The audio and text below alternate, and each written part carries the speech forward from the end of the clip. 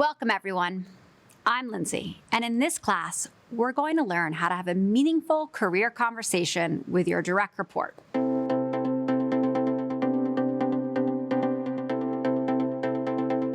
As a manager, you have an incredible impact on someone's career. You influence if they get promoted, fired, how much they get paid, and what experiences and opportunities they have.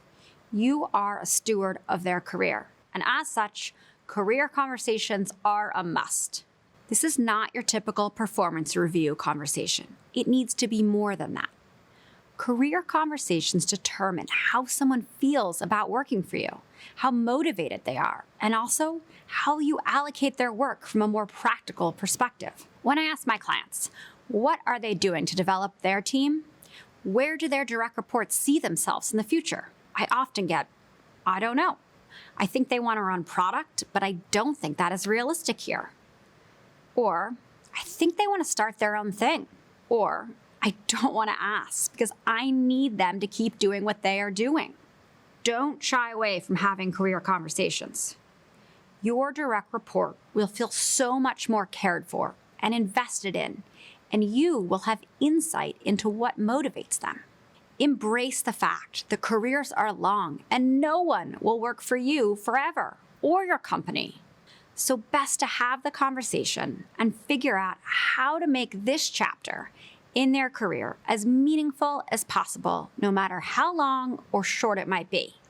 Here's how to do it. There are 3 parts to career conversations. Part 1, the conversation itself. Part 2, setting development goals. Part 3, follow-up. We are going to talk about each of these parts in this class. Part 1, the conversation. We'd suggest setting up a career conversation as a separate time to your regular one-on-ones. Make it a full hour at least and schedule it at a time of day when you both will have the mental energy. When having a career conversation, it is helpful to start the discussion further out in time and get more granular as you go. You can start with, where do you see yourself in 5 or even 10 years? If you get a deer in the headlights look, don't worry, don't stop there. Many of us don't know exactly where we want to be in 5 years' time. It's not about the job title. You can help their thinking by asking, where do you see yourself spending your time? What type of work aren't you doing? Are you even in this industry? Make sure you take notes in a shared doc. It will make them feel heard and ensure you stay on the same page. If it is still hard for them to paint a picture, not to worry. Shorten the timeline. How about 2 years from now? Where are you spending your time? What skills do you have? What do you feel confident doing? What would you feel proud to have accomplished? The answers to these questions will help you understand what motivates them. If they want to be a manager, dig into it. What is driving that? Is it achievement and the next rung on the ladder?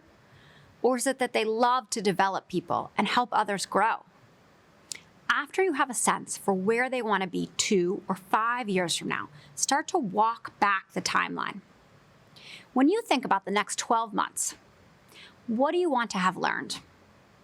What do you want to have experienced? What do you need to do to set yourself up for your 2-year and beyond goals? Lastly, focus on the immediate time frame. What is working now that is setting you up for where you want to go and the skills you want to develop? What's not working? It can be hard to come up with these answers on the spot, so best to send your direct report some prompts before your conversation. Part 2, setting development goals. Once you understand where they want to go, you want to help them get there. For a deep dive on goals, check out our separate class called How to Set Goals. As an overview here, though, we'd recommend helping them create 1 to 2 near-term development goals. Make them no longer than 6 months out. Research suggests as we get closer to reaching the goal, our brain releases dopamine, and the more motivated we are to make it happen. When setting these goals, you want to check they are 1, interesting and exciting for your direct report. 2, going to help them get where they want to go.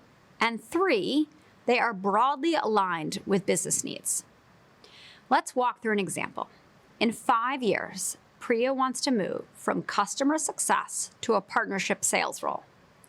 Her manager knows to get her there, being able to present competently will be a critical skill for her to master. So her manager thought of some opportunities where she could get experience presenting to the team. Together, they decided she would report out the wins at the weekly team meeting. Her manager assigned someone to give Priya feedback directly after the meeting on her presentation skills. This way, Priya got more experience presenting to a group, and her manager had one less thing on her plate. Part 3, follow-up. Once you have 1 or 2 development goals, make sure they are written down and you have a plan for how you will follow up on them. Maybe you pick one of your monthly one-on-ones to review progress, or at least discuss them on a quarterly basis. The follow-up is where you will really make your direct report feel cared for and help hold them accountable. The American Society of Training and Development found that if you make a commitment to someone, you have a 65% likelihood of completing your goal. And if you have an accountability appointment with a person, i.e., your quarterly career development check-ins, you will increase your chance of success by up to 95%. Also, part of you supporting their career growth directly is going to be allocating them work that's aligned to those goals. What can you delegate, or what opportunities can you give them that map to their desired areas of growth? Choose someone on your team that could benefit from a career development conversation. When do you plan on having it? To help keep you accountable, take a moment to add this action in the section just below the video. Ideally, you'd have a career plan doc for each of your direct reports and a clear idea of how they can make progress in the short term. Career conversations are so helpful for both you and your direct report. I often feel like people hesitate to have them because they don't know what the other person is going to say and they fear they can't deliver on it. Reframe. It's not your responsibility to come up with the actual career plan, nor is it your responsibility to ensure that they hit their career goals. That's on them. It's their career after all, and they have to manage it. However, it is on you to set up the conversation, help them set goals, and follow up along the way where you can. The more we understand, the more helpful we can be as a manager. Good luck, and let us know how you get on.